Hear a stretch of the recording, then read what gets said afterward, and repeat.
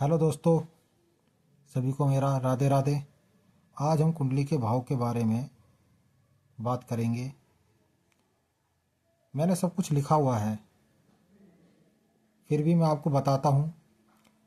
कुंडली में 12 भाव होते हैं। ये हैं भाव स्थिर होते हैं। स्थिर का मतलब है फिक्स होते हैं। इनकी गिनती घड़ी की विपरीत दिशा में होती है। यह कुंडली उत्तर भारतीय कुंडली है, जिसका इस्तेमाल या उपयोग उत्तर भारत के लोग करते हैं। दक्षिण भारतीय कुंडली के बारे में हम आगे सीखेंगे। मैं दोस्तों आपको घड़ी की विपरीत दिशा के बारे में बताना चाहता हूँ। कुंडली के पूर्व दिशा में जो राशि होती है या पूर्व दिशा में जो भाव होता है, इसे फर्स्ट हाउस कहते हैं। मतलब कुंडली का प्रथम भाव या घर। इसके बाद इससे अगले वाले को सेकंड भाव कहते हैं, मतलब सेकंड घर। इससे अगले भाव को तीसरा घर कहते हैं, मतलब थर्ड हाउस। उससे अगले भाव को चौथा भाव कहते हैं, मतलब फोर्थ हाउस। इससे अगले भाव को फिफ्थ भाव कहते हैं, मतलब पांचवा घर। इससे अगले भाव को छठा घर कहते हैं, मतलब सिक्स्थ हाउस।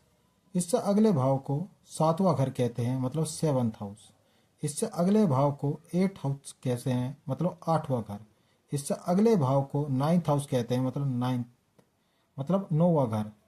इससे अगले भाव को 10वां घर कहते हैं, मतलब 10th हाउस। इससे अगले भाव को 11वां भाव कहते हैं, मतलब 11वां घर।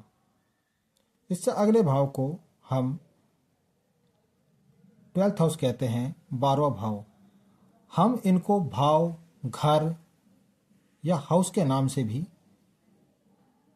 पुकारते हैं।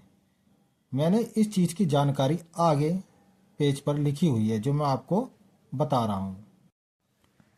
कुंडली में रोमन में संख्या लिखी गई हैं। फर्स्ट मतलब फर्स्ट भाव या घर। सेकंड भाव या घर। थर्ड भाव या घर। फोर्थ भाव या घर। फिफ्थ भाव या घर। सिक्स्थ भाव या घर। सेवन्थ भाव घर। एट्थ भाव घर। नाइन्थ भाव घर। 10th भाव घर। 11th भाव घर। 12th भाव घर।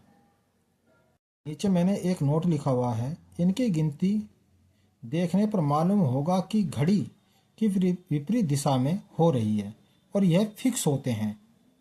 कुंडली में यह नंबर लिखे भी होते हैं और नहीं भी, लेकिन यह अपनी जगह पर फिक्स होते हैं।